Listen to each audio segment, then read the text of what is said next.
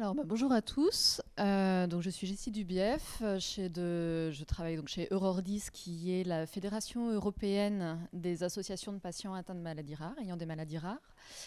Et donc, je dirige le Rare Barometer que je vais vous présenter un peu plus tard. Et avec Margot, qui est également sociologue, mais qui est plutôt au CHU de Dijon, on va vous présenter deux enquêtes.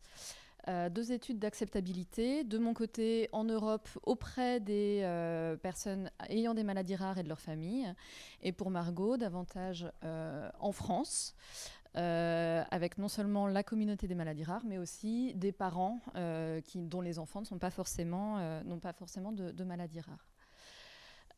Alors, un petit topo rapide sur Rare Barometer. Donc, c'est le programme d'enquête d'Eurordis, donc l'Association européenne des maladies rares. Et donc, pourquoi on a un programme d'enquête ? Parce qu'on a décidé de faire ce qu'on appelle de l'evidence-based advocacy, c'est-à-dire de s'appuyer sur des données concrètes à partir du point de vue des patients pour faire un plaidoyer pour les maladies rares au niveau européen, mais aussi au niveau national, puisque nos membres, finalement, sont des associations de patients et reçoivent aussi les résultats des différentes enquêtes qu'on mène au niveau national. Donc, on fait des enquêtes uniquement auprès des malades et pas des maladies, c'est la correction automatique de l'anglais, auprès des malades et de leurs proches, 1 à 3 enquêtes ou études par an, toujours dans 25 langues, et avec des données sauvegardées sur un serveur sécurisé en France. Donc on pose des questions aux malades et à leurs familles, et on s'appuie notamment sur un panel de plus de 20 000 personnes qui se sont enregistrées pour pouvoir être invitées automatiquement à chaque nouvelle enquête pour participer aux enquêtes. Et par exemple, la prochaine, ce sera le 10 juillet, sur la participation sociale et sur la vie quotidienne, et notamment tout ce qui est lié à un certain nombre de questions liées au handicap et à l'aide sociale qui peut être apportée pour les personnes qui sont en situation de handicap avec une maladie rare. Alors, ce que je vais vous présenter aujourd'hui, c'est les résultats d'une enquête en particulier sur le dépistage néonatal, dont on a fait le terrain l'année dernière. Et donc, je vais vous présenter les résultats des réponses des plus de 5500 personnes qui ont répondu en Europe. Et je te laisse. Merci. Alors, moi, Vous m'entendez ? Oui. Alors, moi, je vais vous présenter les résultats français. Donc, on va faire quelques zooms entre l'échelle européenne et l'échelle française. Je vais vous présenter le projet CEDEN qui a pour objectif d'évaluer l'acceptabilité sociale de l'extension du dépistage néonatal, cette fois-ci donc en France, et les spécificités liées à la génétique en première intention. Ce projet s'articule en 4 volets, dont un sur la cohérence des politiques nationales et internationales, et de 3 enquêtes auprès des professionnels, des parents et des décideurs publics. Nous allons nous intéresser à la première partie, donc CEDEN P3, qui s'intéresse au point de vue des parents. Cette partie est composée de 2 sous-groupes, les parents en population générale et les parents d'un enfant porteur d'une maladie rare. Les parents en population générale ont été interrogés par questionnaire. Il s'agit de parents d'un nouveau-né ou d'un enfant de moins de 3 ans. Oups, j'étais un peu loin. Pour les parents d'enfants porteurs d'une maladie rare, cette partie se compose de 2 sous-populations en fonction du diagnostic de l'enfant. Donc soit il fait suite au dépistage néonatal, soit il est sur base de signes cliniques pour une maladie qui n'est pas encore intégrée au dépistage néonatal et dont l'intégration fait encore débat. Vous pouvez voir ici le nombre d'entretiens réalisés pour chaque pathologie. Et nous allons pouvoir vous présenter les résultats pour les 2 études, donc à l'échelle européenne et à l'échelle française, sur 3 thèmes.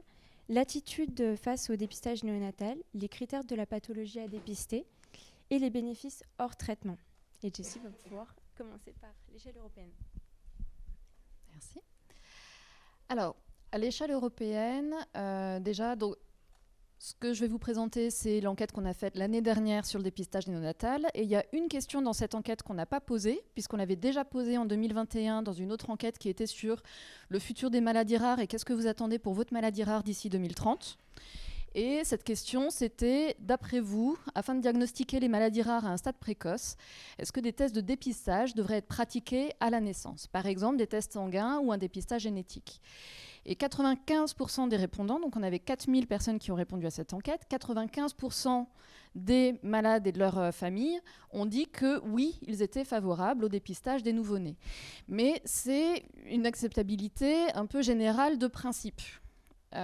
Et donc, ce qui nous intéressait dans l'enquête que je vais vous présenter, c'est pas la population générale, et c'est des gens qui ont la particularité d'avoir cette expérience de vivre avec une maladie rare.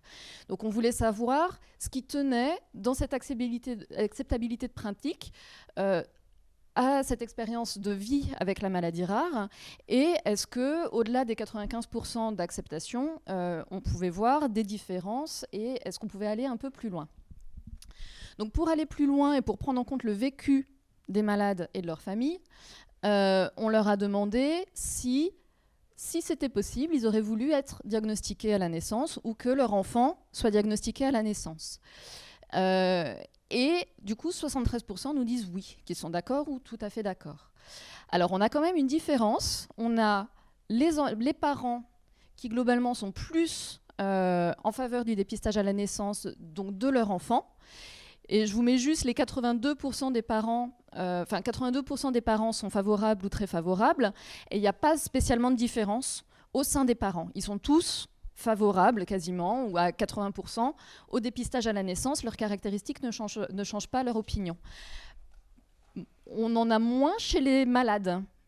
Chez les patients, c'est 63%, donc ça reste une majorité, mais c'est 63%. Alors, d'où ça vient ? Notamment du fait que ce soit des malades adultes. Et dans les malades adultes, il y en a un certain nombre qui ont une maladie qui s'est déclarée quand ils étaient adultes.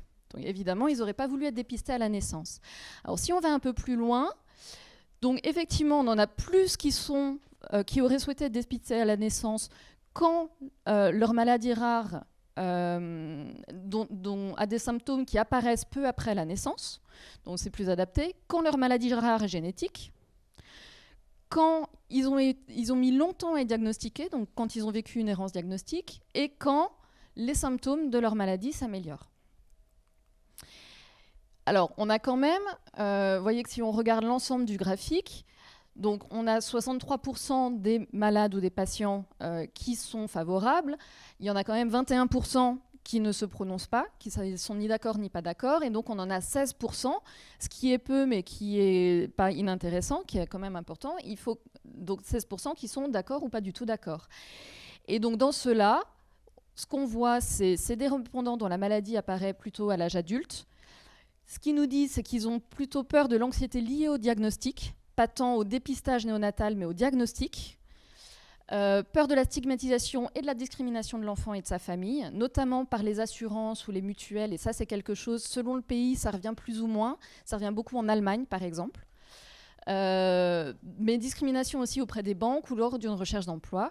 Et puis aussi, certains malades, quand on leur demande pourquoi ils ne sont pas favorables, ils nous disent qu'ils auraient préféré ne pas avoir à gérer les conséquences de la maladie durant l'enfance.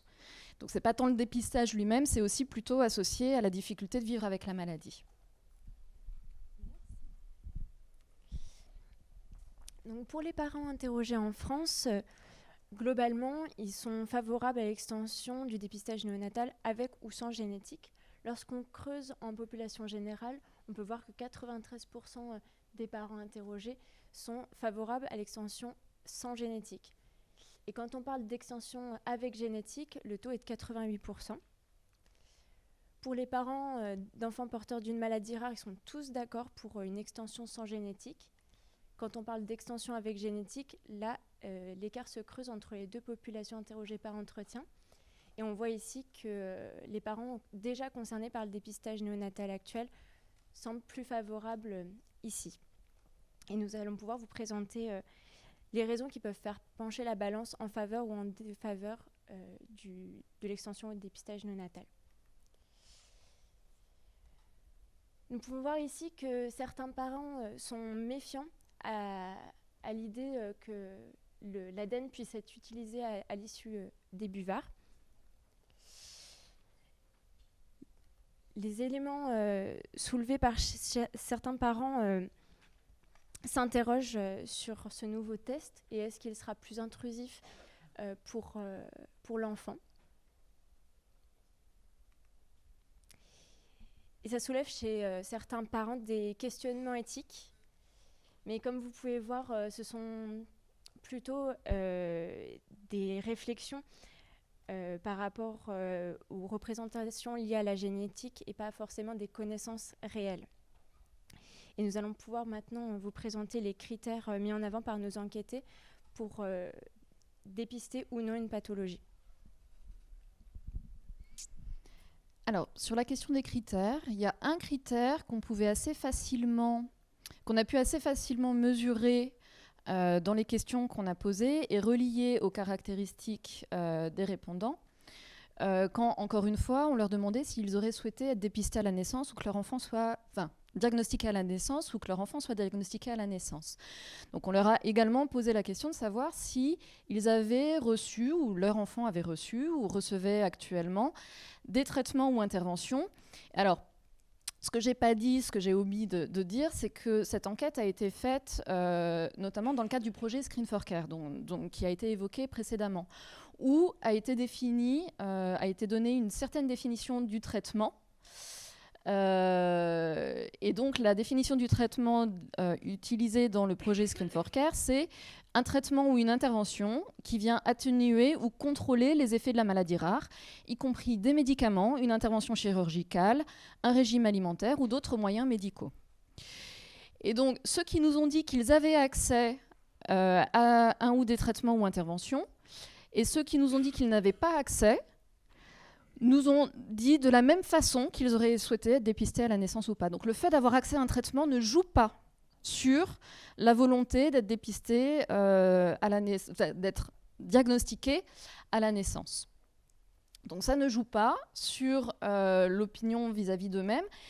Et alors, pour aller un peu plus loin, et parce qu'on ne pouvait pas toujours croiser avec ces caractéristiques-là vis-à-vis des maladies des répondants, on leur a demandé de se projeter un peu, de se mettre un peu dans la même position que quand on interroge la population générale qui n'est pas directement concernée, et de donner leur avis pour l'ensemble des maladies rares, sachant qu'ils ne connaissent pas l'ensemble des maladies rares, mais voilà, pour l'ensemble des maladies rares. Donc, d'après vous, est-ce que toute maladie rare devrait être dépistée à la naissance selon un certain nombre de critères ? Et donc ces critères, vous voyez que c'est la gravité, donc vous voyez également la façon dont c'est défini. La gravité, donc si c'est très grave, on a défini ça comme mettant la vie de la personne malade en danger ou entraînant des handicaps graves. Et moins grave, c'est n'ayant que des effets marginaux sur la santé et la qualité de vie de la personne malade. La pénétrance, c'est si le risque que la maladie apparaisse réellement quand le diagnostic est positif est très élevé ou est faible. L'âge d'apparition des symptômes, juste après la naissance ou à l'âge adulte. Enfin, il y avait plusieurs modalités entre-temps, mais ça, c'est les deux extrêmes. Le traitement, s'il y a des interventions ou traitements ou pas, et la prévalence, donc on a pris plus ou moins rare. Et bon, alors la mise en page a un peu sauté, mais vous voyez que je vous ai mis à gauche la modalité la plus choisie, à droite la modalité la moins choisie. Donc une information, déjà un résultat, c'est que même la modalité la moins choisie est toujours choisie par une majorité de répondants. Donc encore une fois, on voit qu'il y a quand même une acceptabilité du dépistage à la naissance. Il y a toujours une majorité de répondants qui nous disent on pense que c'est important de dépister à la naissance. Ce qui ne veut pas dire qu'on considère qu'il faut... c'est pas parce qu'il y a 60% des répondants qui considèrent que c'est intéressant de dépister pour des maladies qui apparaissent à l'âge adulte qu'il faut le faire. Mais en tout cas, il y a une forte acceptabilité.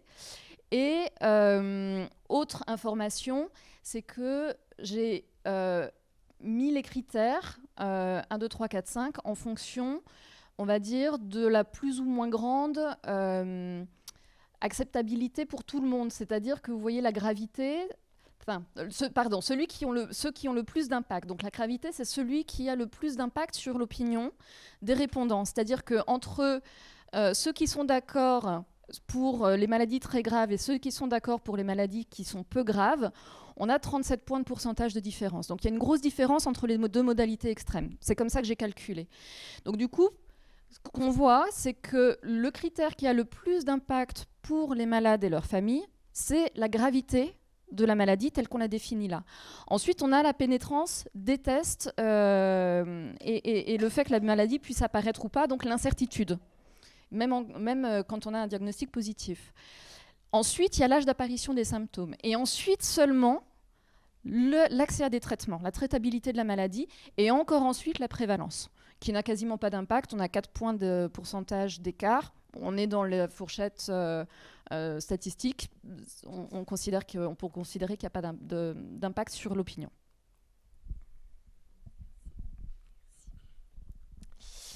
Le questionnaire en population générale a mis en évidence un certain nombre de critères de choix pour intégrer ou non une pathologie au dépistage néonatal. Et on a retrouvé ces critères dans le discours des parents d'enfants porteurs d'une maladie rare. Ici, on peut voir que les parents accordent une grande importance au traitement et à la prise en charge. C'est ce qu'on retrouve ici dans cette citation de ce papa qui ne souhaite pas dépister des maladies sans traitement ni prise en charge. Pour les caractéristiques, ici, ce qui ressort chez les parents, c'est qu'ils aimeraient savoir en quoi consiste la maladie de leur enfant afin de mieux y faire face. Pour l'âge de révélation, ici, certains parents se sentent effrayés à l'idée de savoir une maladie à l'avance, alors qu'une autre partie des parents préfèrent tout savoir, et ce le plus tôt possible, afin de mieux se préparer et mettre en place un suivi précoce et limiter l'errance. Pour l'âge d'apparition, ici on voit que cette maman souhaite dépister que les maladies qui sont les plus fréquentes, qui reviennent le plus souvent.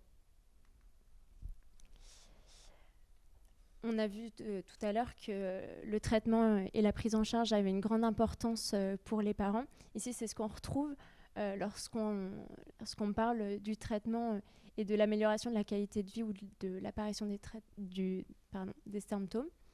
Mais on peut voir aussi que 74% des parents en population générale trouvent acceptable ou complètement acceptable de dépister une maladie sans traitement ni prise en charge. Et on peut trouver des éléments de réponse chez les parents d'enfants porteurs d'une maladie rare. Ici, cette maman ne souhaite pas dépister des maladies sans traitement ni prise en charge, alors que ce papa l'envisage davantage s'il y a d'autres solutions à mettre en place. Et d'autres, comme cette maman, envisagent de dépister des pathologies sans traitement ni prise en charge, en nourrissant l'espoir, bien sûr, que la recherche avance rapidement. Mais s'il n'y a pas de traitement ni de prise en charge, quels bénéfices peuvent retirer les parents ? C'est ce qu'on va voir tout de suite. Merci. Alors, je ne vais pas aller dans le détail, d'autant qu'on est un peu court sur le temps, il me semble. En tout cas, l'intérêt est... je vous ai remis cette diapo-là quand même. Et ceux qui iront dans la table ronde 1, on discutera des critères et j'ai imprimé encore ces critères-là d'actionnabilité pour qu'on puisse en discuter. Elle a plusieurs intérêts. Déjà, vous avez une liste de critères d'actionnabilité qu'on a définis et c'est comme ça qu'on a posé les questions aux répondants. On l'a défini à partir d'une revue de littérature. On ne prétend pas à l'exhaustivité. C'est aussi quelque chose dont on pourra discuter cet après-midi. Donc ça, c'est une information. Et ensuite, vous voyez que c'est listé en fonction du pourcentage de répondants qui ont dit qu'ils étaient d'accord ou tout à fait d'accord avec le fait que toute maladie rare devrait faire l'objet d'un dépistage à la naissance si aucun traitement n'existe. Donc ça exclut les traitements, encore une fois, pour rentrer dans la définition de l'actionnabilité telle qu'elle est donnée par le projet Screen for Care, et que ça permet d'accéder à un soutien social, que la maladie peut faire l'objet d'un suivi et que des effets néfastes peuvent être évités grâce à des pratiques de prévention, s'il y a un diagnostic plus rapide au bénéfice de la personne et de ses aidants, etc., etc. Et donc là, vous voyez les pourcentages de réponses de répondants qui sont d'accord ou tout à fait d'accord. Donc ceux qui sont le critère d'actionnabilité qui récolte le moins d'accord au sein des répondants, c'est quand même 73%. Il y en a quand même 3/4. Alors même qu'il y en a qui disaient qu'ils n'étaient pas d'accord pour diagnostiquer des maladies non traitables. pour dépister des maladies non traitables. Et donc finalement, ce qu'on voit, c'est aussi que quand on pose la question des conséquences spécifiques du dépistage et de ce que ça peut apporter, les gens sont davantage d'accord. Voilà, donc après, on pourrait aussi avoir une liste avec des conséquences négatives. Et on pourrait comparer. Voilà. Mais en tout cas, sur ces conséquences spécifiques, même ceux qui disaient non, je pense qu'il ne faut pas dépister s'il n'y a pas de traitement disponible tel qu'il a été défini, quand on regarde cette liste-là, il y en a un certain nombre qui sont quand même d'accord si ça peut accélérer le diagnostic, quand même d'accord si ça peut permettre d'accéder à un support social, etc. etc. Et puis, les 4 qui sont en haut, là, qui sont encadrés en rose, c'est parce que c'est celles où il y a le moins d'écart entre ceux, justement, qui nous ont dit qu'ils pensaient qu'il fallait dépister même s'il n'y avait pas de traitement, et ceux qui nous ont dit qu'il ne fallait pas dépister même s'il n'y avait pas de traitement. Là, c'est là où il y a le moins d'écart. Donc, il y a le moins de gens d'accord, mais c'est là où il y a le plus d'écart. Donc, elles font plus débat, celles-ci. Et on voit que c'est plus des conséquences sociétales, pour le coup. Donc, voilà. Je n'irai pas plus loin, on pourra en discuter cet après-midi.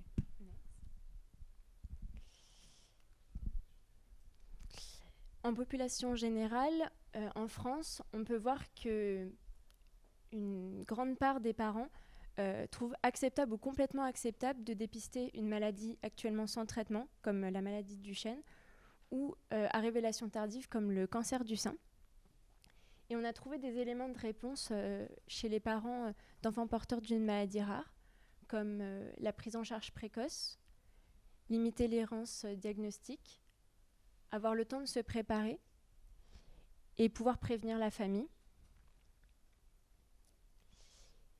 Et pour conclure, donc on vous a présenté 2 études auprès des personnes vivant avec une maladie rare, leurs parents et ainsi que les nouveaux parents. On peut voir que les enquêtés n'évoquent pas de frein majeur à l'extension du dépistage néonatal et que les bénéfices principaux de ce dépistage sont l'accès au traitement, l'accès à un diagnostic, mais aussi un accès à une information la plus complète possible afin de pouvoir faire un choix éclairé pour son enfant et sa famille. Même si le diagnostic crée de l'anxiété, il permet aussi de limiter l'impact d'une maladie sur la vie de l'enfant et de la famille, y compris si cette maladie n'a pas de traitement. Les risques de discrimination pour l'enfant et pour sa famille ne sont pas négligeables et ils sont à prendre en compte dans le choix de la pathologie à intégrer ou non. Et l'anxiété est vue comme liée au diagnostic, mais pour autant, ce n'est pas un frein au dépistage néonatal ni au diagnostic précoce. Alors évidemment, ça pose quand même un certain nombre de questions et c'est bien pour ça qu'on a prévu des tables rondes et de discuter tout ça en table ronde. Donc, quelle extension du périmètre du dépistage néonatal et quels critères de choix des maladies. Le dépistage néonatal comme diagnostic spécifique et donc du coup, qu'est-ce qu'on fait une fois que l'enfant est diagnostiqué et comment on accompagne l'enfant et la famille. Et puis, quel lien entre dépistage néonatal et développement thérapeutique et quelle perspective européenne d'extension du dépistage néonatal, sachant qu'il y a aussi, donc là on pose la question de l'acceptation, de l'acceptabilité. On voit que c'est acceptable de façon générale. Il y a d'autres questions à se poser, mais se pose aussi la question de la faisabilité, et notamment dans l'éventualité d'un dépistage néonatal génétique. Et donc, du coup, on ouvre la discussion. Voilà.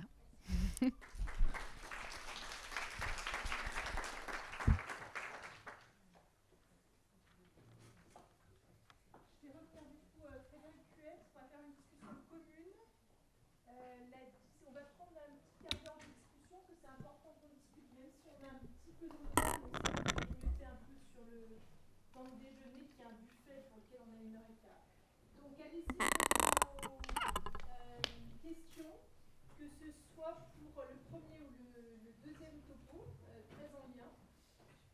Et merci à vous, parce que c'était super chouette cet exercice de mise en commun France-Europe.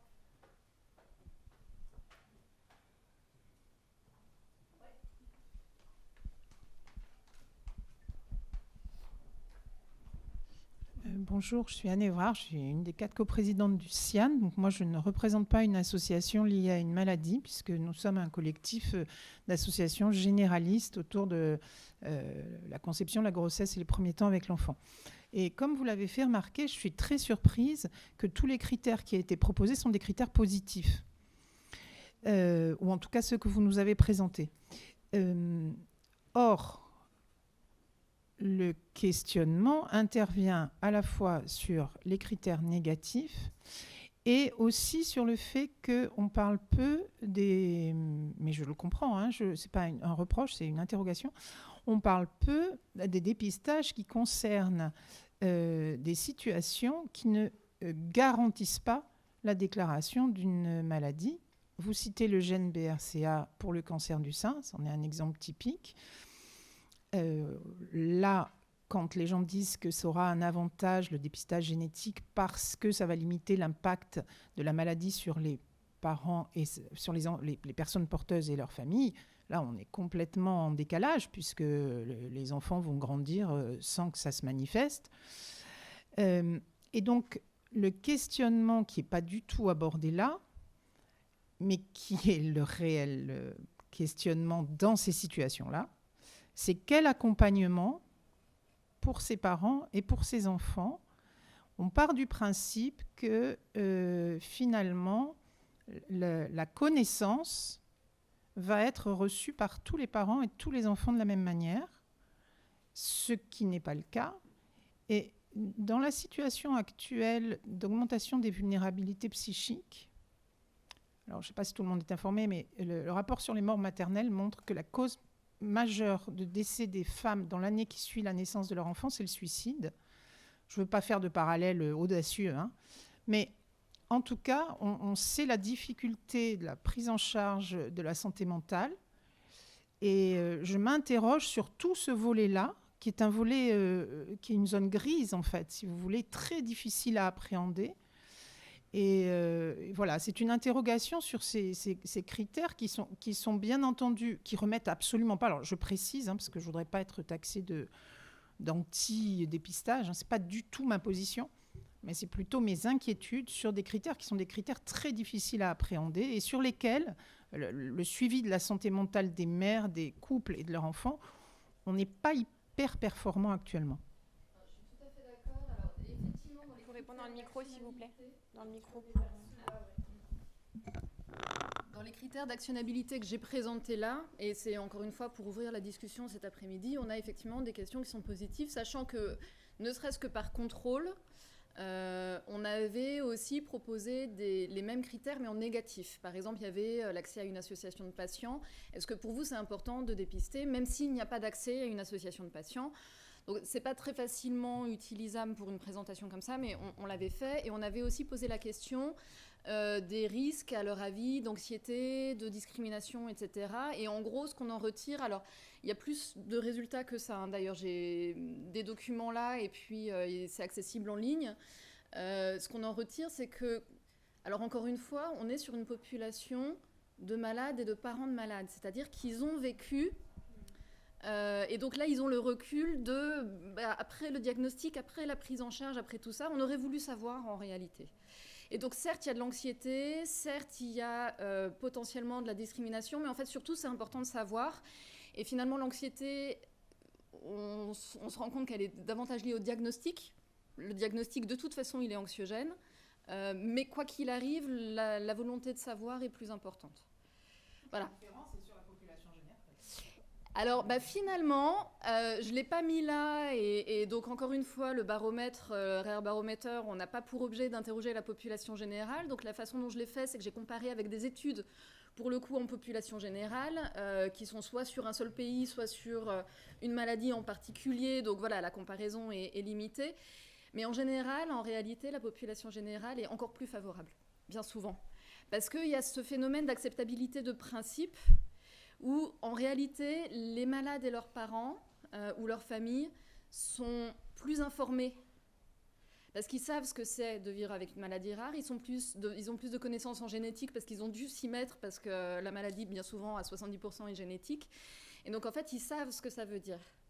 C'est pour ça que je faisais la différence avec les maladies qui n'ont pas de révélation dans l'enfance, ou alors des révélations tardives, ou même sur le cancer du sein, on n'a aucune certitude de la révélation. Et tout à fait. Et voyez que les 3 critères les plus importants, les plus impactants, là où les gens sont le plus...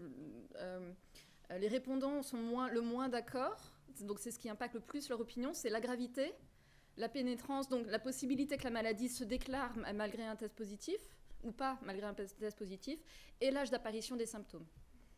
Et c'est effectivement ce qui est le plus impactant. Et même s'il y a la majorité qui, même quand ces critères-là sont négatifs, pense qu'il faudrait dépister, encore une fois, ce n'est pas pour autant qu'il faut absolument dépister malgré ces critères-là.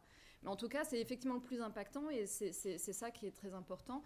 Et quand même, une grosse discussion, alors peut-être moins en France, enfin si en France, puisque d'ailleurs il y a les projets de recherche qu'on connaît, mais notamment dans d'autres pays européens. En Italie, c'est dans la loi sur le dépistage néonatal que s'il n'y a pas de traitement, alors il faudrait voir exactement, peut-être que mes collègues le savent mieux que moi, comment est défini le traitement, mais s'il n'y a pas de traitement, il n'y a pas de dépistage néonatal possible. Alors l'Italie dépiste 48 maladies, 47 ou 48 maladies. C'est le pays d'Europe qui dépiste le plus de maladies. Mais dans la loi, il faut un traitement. Encore une fois, il faut voir comment c'est défini. Mais ce qu'on nous dit là, ce qu'on voit, c'est que finalement, ce critère du traitement, pour les malades et leurs familles, n'est pas très important. Voilà, donc du coup, en tout cas, ça ouvre la discussion.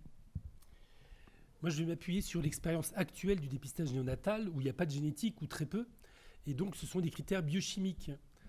Eh bien, on passe beaucoup plus de temps à accompagner les parents pour lesquels il n'y a pas de certitude de l'évolution de la maladie que pour ceux pour lesquels on est certain que la maladie est installée. Ça devient un suivi médical, ça devient un suivi standard finalement par rapport au suivi habituel des patients. Et donc, on a beaucoup plus d'investissement de temps, d'énergie et de discussion avec les parents pour lesquels il persiste une incertitude. Quel que soit le type d'incertitude, c'est-à-dire l'existence réelle de la maladie, l'évolution de la maladie et le délai d'apparition des symptômes. Et on passe des temps infinis. L'exemple typique, c'est la mucoviscidose, pour laquelle on a des mutations qui sont parfois très peu agressives. Et les parents appellent 3 fois par semaine pour avoir des informations, alors que quand le diagnostic est posé et porté, eh bien, il y a un vrai parcours de soins standardisé qui fait que les réponses, ils les ont immédiatement.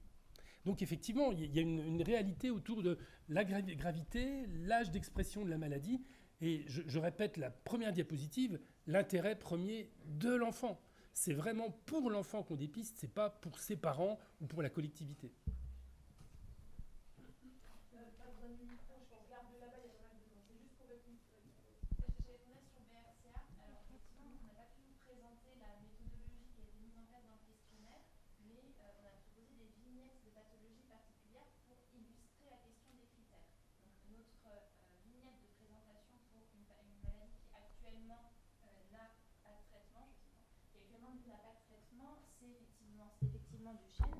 BRCA avait été présenté pour le côté révélation tardive.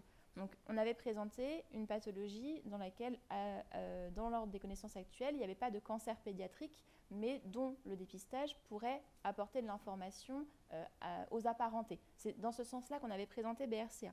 J'entends que dans votre question, il y a la notion de la gestion de l'incertitude, qui du coup est un autre élément qu'on avait aussi du coup discuté de façon vulgarisée dans le questionnaire parce qu'on était en population générale.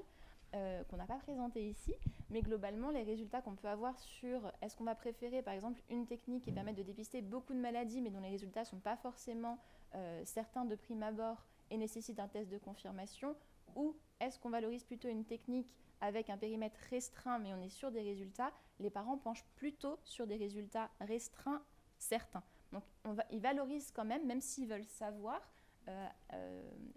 On peut discuter du bénéfice du traitement et ou de la révélation tardive, mais par contre, ils valorisent très fortement le fait d'avoir accès à des résultats certains.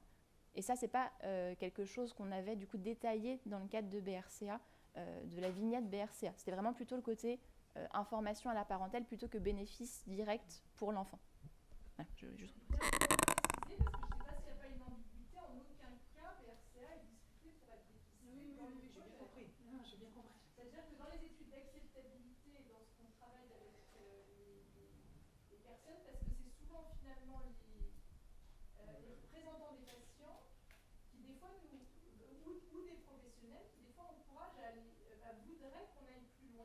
Par exemple, il y a des pathologies maintenant des grosses révolutions dans des neuropathies d'adultes. Et on a des neurologues qui nous disent, quand on présente le projet, mais pourquoi ça ne serait pas regardé dedans? Parce qu'au final, il n'y a plus d'autres moyens, d'autres moments pour faire du dépistage. Et là, on a complètement révolutionné la pathologie. Donc si on ne dépiste pas, ça veut dire qu'il y aura une personne dans une famille qui va être... une fois que c'est installé, c'est irréversible. Donc qui va être la personne de départ, qui va effectivement après ouvrir la connaissance pour la famille, mais ça veut dire qu'on condamne une personne. Il est évident que tout ça c'est entendable, mais lancer un projet de dépistage néonatal au niveau français, il faut que les choses soient dans l'intérêt de l'enfant, et il faut qu'ils soient acceptables pour la majorité. Il y aura des personnes effectivement qui vont donner des arguments en disant mais ça on devrait, ça on devrait, ça on devrait. Ce qui est sûr, c'est qu'il faut les écouter pour se faire la vision peut-être d'un futur plus lointain, peut-être aussi pour challenger, expliquer pourquoi. Il faut aussi, s'il y a des pathologies qui ne sont pas prises parce qu'elles ne sont pas pédiatriques ou autres, il faut aussi pouvoir l'expliquer. Et voilà, en tout cas, juste que ce soit super clair pour tout le monde, que là on est vraiment sur des pathologies de l'enfant dedans. Il y avait deux autres questions par là. Il y avait deux autres mains levées. Il y avait Fred et puis... Je vous laisse la parole. Quelle galanterie. Oui, bonjour, je suis Sandrine Dogy, la présidente de Génération 22. Vous avez parlé très rapidement de l'aspect économique dans le dépistage néonatal. Je me pose, moi, des questions s'il n'y a pas quand même si ça ne rentre pas dans les critères de choix de maladies qui pourraient être détectés. Alors aujourd'hui, non. On ne regarde pas le coût de la maladie, on regarde plus le coût du handicap entraîné par cette maladie. Mais le coût du dépistage en tant que tel n'a pratiquement plus lieu d'être.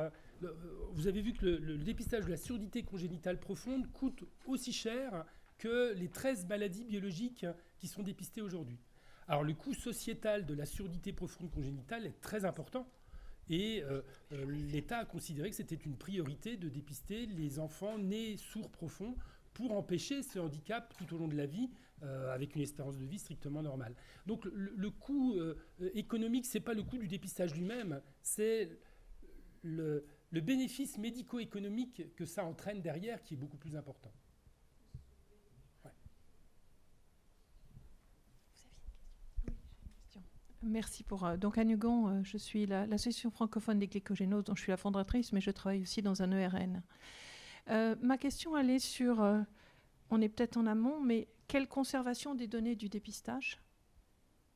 Sur quel temps? Qui? Quoi? Comment? Et comme pour est-ce qu'on aura droit au droit à l'oubli, justement dans des pathologies qui peuvent s'exprimer adultes?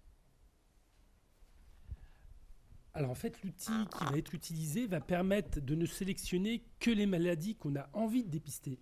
Ce qui fait qu'on ne regardera pas le résultat des autres maladies et donc on n'aura pas ce dilemme de se dire j'ai découvert quelque chose mais ça n'est pas important pour l'enfant, c'est important pour l'adulte derrière.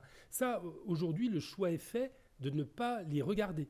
Donc c'est même pas un oubli, c'est un désintérêt. On volontairement ne regardera pas. Alors aujourd'hui, les données de stockage, pour le buvard, c'est 1 an sur le plan légal, mais sur le plan médical, on les garde plus longtemps parce qu'il peut y avoir des intérêts vis-à-vis d'enfants présentant ici une mort inopinée du nourrisson. C'est intéressant de regarder si, a posteriori, il n'y avait pas une maladie qui explique cette mort inopinée, ou bien pour des maladies plus tardives, des infections à CMV par exemple, on peut utiliser le carton buvard comme outil biologique autre que spécifiquement pour le dépistage néonatal. Donc tous les centres de dépistage conservent les cartons buvards en général entre 2 et 5 ans. Après, ils ne sont plus utilisables qualitativement, mais on les garde entre 2 et 5 ans. Alors là, je laisse les généticiens répondre.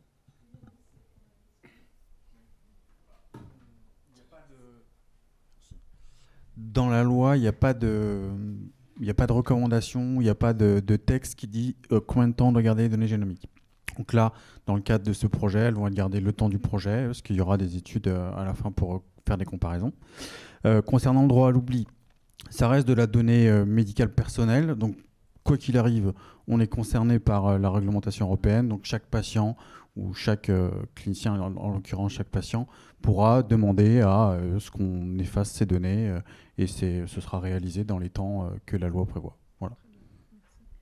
Là, on est sur le projet uniquement, hein, sur Périgénomède.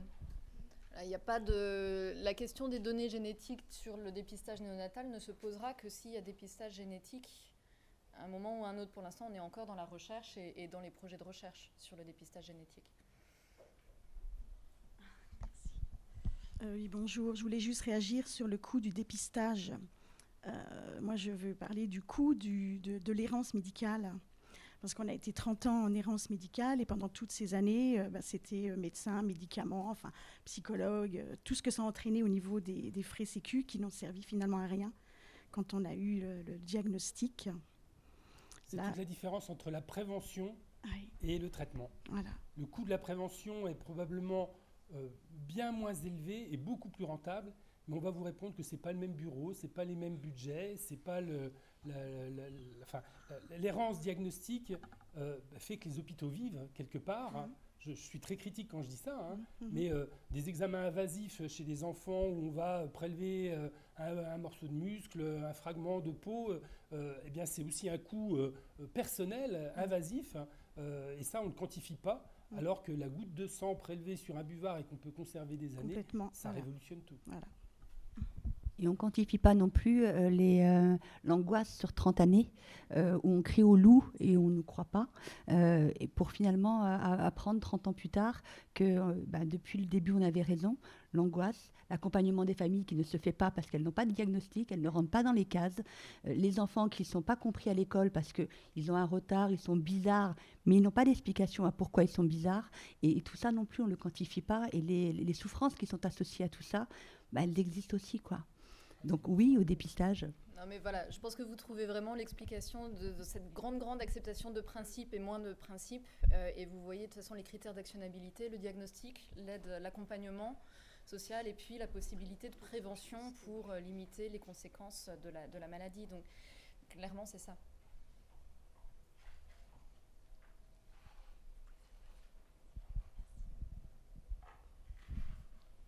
Jacques Chémol pour l'association Marfan.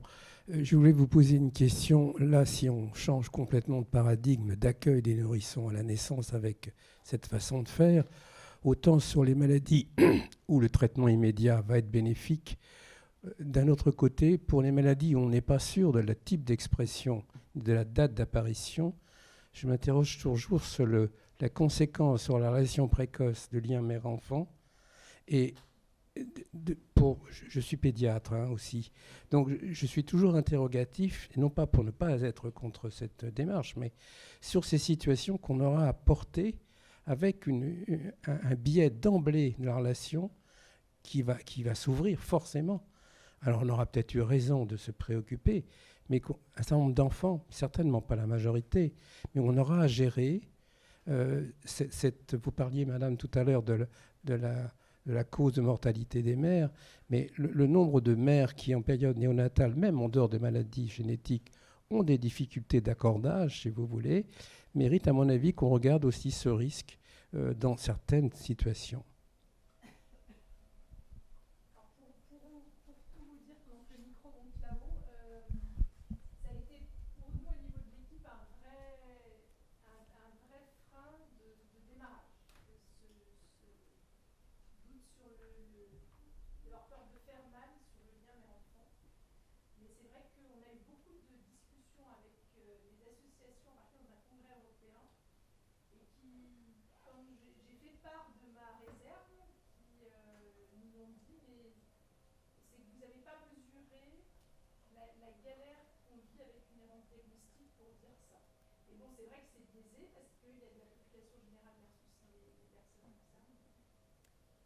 Mais de toute façon, le lien mère-enfant, c'est en cas de diagnostic confirmé aussi. Et donc, si la population générale, si on considère que ce n'est pas les personnes qui ont des maladies rares, ça veut dire qu'il n'y a pas de diagnostic de maladies rares. Donc ils n'ont pas cette expérience-là. Donc ça veut dire aussi que ceux qui ont cette expérience d'avoir eu ou une errance diagnostique longue, y compris quand les premiers symptômes apparaissent très très jeunes et qu'il y a suspicion et effectivement pas d'écoute, se demander s'il y a un problème pour la mère, pour le père, et qu'est-ce qui ne va pas avec l'enfant, pour se rendre compte même parfois qu'il y a eu un certain nombre ou de rendez-vous médicaux, de nombre de consultations médicales incroyables, voire des rendez-vous avec des physiothérapeutes 2 ou 3 fois par semaine alors que ça ne servait à rien, et qui se posent vraiment la question de l'impact sur l'enfant et qui vivent beaucoup mieux une fois que le diagnostic est posé et qui savent exactement comment le faire. Donc du coup, la réponse des personnes qui ont cette expérience, soit d'avoir une errance diagnostique, soit d'avoir été diagnostiquées, que le diagnostic ait été posé tôt, c'est qu'ils préfèrent savoir. Ce sont deux problèmes différents, si je puis me permettre. Que les gens soient... Moi, j'ai suivi beaucoup d'enfants en cours de développement, vous ne trouvez pas. À un moment, la génétique a enfin donné la réponse. À 6 ans, 7 ans, 8 ans. Je pensais que ça n'avait pas d'importance pour la prise en charge, avec tort. Car quand on a révélé la nature génétique, ça a quelque part soulagé les parents. Hein? Mais ma question était très différente. C'est pour les gens qui ont des... On va faire un diagnostic en disant il est possible que votre enfant ait peut-être une expression de la maladie, on ne sait pas quand et on ne sait pas à quelle intensité. On va lui répondre ça à 3 semaines de vie. Voilà, c'est une question éthique. Si vous êtes dans des congrès d'associations de parents qui ont eu des enfants malades, je suis d'accord qu'ils vont répondre dans ce sens-là, mais un certain nombre des familles ne vont pas avoir d'expression de leur maladie. Et moi j'ai un certain nombre de familles qui, à mon avis, ça va être difficile de les accompagner. Mais d'où la question des critères. Effectivement, des critères de choix des maladies et de quelles maladies sont dépistées, soit dans les programmes nationaux, soit dans les programmes de recherche tels que ceux-là, effectivement. Et des 2 listes. Une liste où il y aura une action directe efficace et une liste où il y a des perspectives, mais pas forcément de certitude.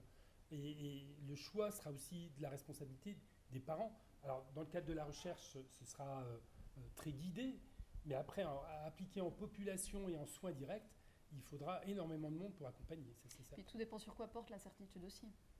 Elle peut porter sur différents aspects de la maladie. Bien sûr. Et le but, c'est de répondre, vraiment, c'est très central dans la question de périmètre. Donc le but, c'est que ça nous réponde pour voir si après le rapport à ce qui sera passé au niveau des familles dépistées sera en faveur ou pas de généraliser tout ça. Et pour compléter, on voit déjà pour les personnes qui sont concernées que les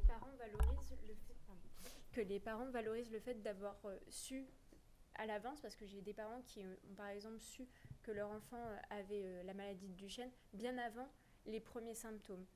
Et effectivement, ça a été un choc, effectivement, ça a été compliqué. Là, ils attendent l'apparition de la maladie. Malgré tout, ils valorisent le fait de savoir et de prendre le temps au jour le jour avec leur enfant et de ne pas être malfaisant, entre guillemets.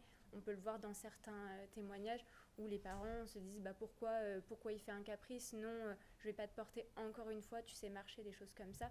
Ça, c'est des choses qui ont un impact psychologique ensuite chez les parents et chez les enfants a posteriori. Là, on l'a pas. Donc voilà, c'est toujours une balance entre le bien et le mal, mais effectivement, j'ai des parents qui valorisent le fait aussi de pouvoir profiter du temps avec leur enfant. On prend une dernière question et après on peut continuer à la pause s'il y a des questions supplémentaires. Alors, je vais peut-être juste mettre un tout petit bémol sur ce que j'ai dit et là où votre intervention est vraiment très importante. C'est que quand on fait des enquêtes comme ça, on a accès à une certaine population qui répond aux enquêtes. Dans les projets de recherche, on a accès à une population qui participe aux projets de recherche. Et là où le retour, par contre, c'est vrai, des professionnels de santé est important, c'est que vous touchez des populations qui ne sont pas celles qu'on touche nous avec les enquêtes ou avec les projets de recherche. Donc il y a quand même ça aussi à prendre en compte. Et bon, peut-être que dans les projets de recherche, vous avez davantage de possibilités de toucher des populations qu'on touche un peu moins nous dans les enquêtes, parce que vous êtes aussi sur site dans les hôpitaux. Mais voilà, il faut vraiment prendre conscience de ça. Et que nous aussi, on ne fasse pas attention sur généraliser les résultats des recherches. En tout cas, voilà. Nous, ce qui est mis en évidence, c'est surtout le fait de savoir. Faut qu'on arrive à voir ce qu'on mesure et ce qu'on ne mesure pas, aussi dans des enquêtes comme les nôtres. On peut voir aussi que la peur de savoir quelque chose à l'avance, il n'y a pas l'idée de pénétrance ou pas pénétrance, est déjà mise en avant soit en population générale, soit pour les parents qui sont déjà concernés. Donc c'est des choses qu'il s'agit de balancer chez nous en interne pour les résultats. Dans le cadre des deux projets, il y a toute une part de sciences humaines et sociales très très importante, pas seulement technologique, technique et médicale, mais vraiment SHS très importante pour mesurer tout cela et être certain qu'on n'est pas délétère sur une partie de la population qui pourrait être plus importante que le bénéfice qu'on tire des enfants dépistés pour une maladie grave et traitable. Donc il y a vraiment une balance à mesurer dans cet aspect-là et la relation mère-enfant fait partie des critères qui seront à évaluer. Bonjour, Marc Thiellet pour l'association du syndrome Nail-Patella. Alors c'était pour vous dire que moi j'ai entendu parler du projet en amont en filière santé maladies rares. On avait l'intermoc pour les maladies osseuses constitutionnelles il n'y a pas longtemps, donc tout ça est très attendu, justement parce qu'il y a le choix des pathologies pour lesquelles les filières santé sont sollicitées et que toutes ces questions-là, elles bouillonnent dans l'écosystème des associations de maladies rares et elles sont très très importantes à mon sens. Je pense que ce que disait le professeur Fèvre, c'est vrai qu'il y a plein de questions qu'on peut se poser, mais qu'à partir du moment, et ça c'est assez transversal, où on est confronté à des patients qui ont vécu l'errance diagnostique, on bascule vite sur une motivation positive au projet. Par contre, il faut vraiment se poser toutes les questions, qu'elles soient éthiques, juridiques, et malheureusement, et je l'ai vécu en filière santé aussi politique depuis quelques semaines, parce que voilà, c'est de la génétique, que voilà, il y a eu des craintes qui ont été exprimées par des médecins, par des représentants d'associations sur voilà, qu'est-ce qu'on peut faire aussi de ces données de façon horrible, et que pour le coup il y a une question qui est revenue assez souvent, c'était sur les données, le statut des données et où elles sont conservées. Parce que dans l'espace européen, on leur donne un statut qui est proche de celui des organes, du corps humain, et on a le RGPD qui est très protecteur, et ça je pense que pour présenter le projet et qu'il y ait une acceptabilité, c'est un point qui est assez important. On le voit avec les données sur les craintes que vous exprimiez par rapport à l'assurance, à la discrimination. Si c'est des données qui sont stockées aux États-Unis, elles auront un statut qui est totalement différent, elles seront beaucoup moins protégées, ne serait-ce que parce que les agences de gouvernement américaines ont des entrées garanties dans les espaces de stockage. Et ça peut être quelque chose qui inquiète la population. Donc pour qu'il y ait une acceptabilité, je pense qu'il faut apporter des garanties et avoir bien réfléchi à tout ça. Et moi, je voulais vous poser une question, c'est est-ce que justement sur les freins que vous identifiez principalement sur la discrimination, la crainte par rapport aux assurances, aux banques, est-ce que vous avez des éléments de comparaison au niveau européen? Est-ce que dans des pays qui sont peut-être plus en avance sur l'inclusion, une société un peu moins validiste, parce que je trouve que le projet, pour le coup, il est très intéressant parce qu'on voit que le principal achoppement, la crainte principale, elle est sur ces éléments-là. Donc je trouve que c'est une bonne façon aussi de montrer à la société qu'il faut progresser. Parce que finalement, c'est ça le principal problème. C'est des problèmes qui relèvent pas de la génétique ou des médecins, mais plutôt de la société, de ce qu'elle fait ou pas, pour que la vie des malades concernés, elle soit comme celle des autres. Voilà. Et je ne sais pas si du coup vous pouviez comparer avec la Suède par exemple, ou voilà, des pays... Donc, encore une fois, si j'avais mis le lien, un lien vers l'accès aux résultats, j'ai aussi des exemplaires à consulter sur place du rapport, alors en anglais, mais voilà, j'ai des résultats, le rapport. Et donc dans le rapport sur les résultats de l'enquête européenne, donc je ne fais pas forcément pays par pays, il y a des endroits où je mets les pays, mais je fais Europe du Nord, Europe de l'Ouest, du Sud et de l'Est. Effectivement, il y a des différences. Les patients, enfin les malades et leurs familles sont beaucoup plus favorables en Europe de l'Est et en Europe du Sud qu'en Europe de l'Ouest et en Europe du Nord. Particulièrement en Allemagne, Alors, c'est toute proportion gardée. Hein. Globalement, il y a encore une fois une forte acceptabilité, mais en Allemagne, moins. Cette question des données est beaucoup plus citée par les répondants allemands.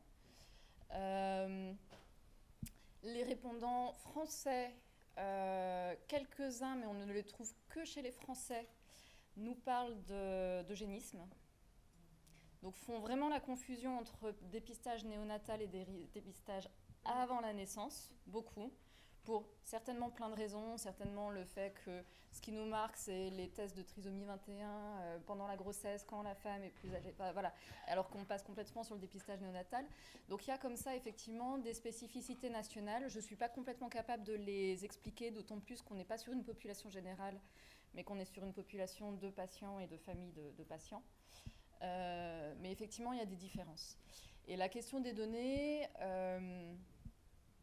oui, donc principalement Allemagne, sincèrement en Europe de l'Est, tant qu'ils peuvent être dépistés, tant qu'ils peuvent avoir un diagnostic et en savoir plus, on voit des différences qui sont assez étonnantes.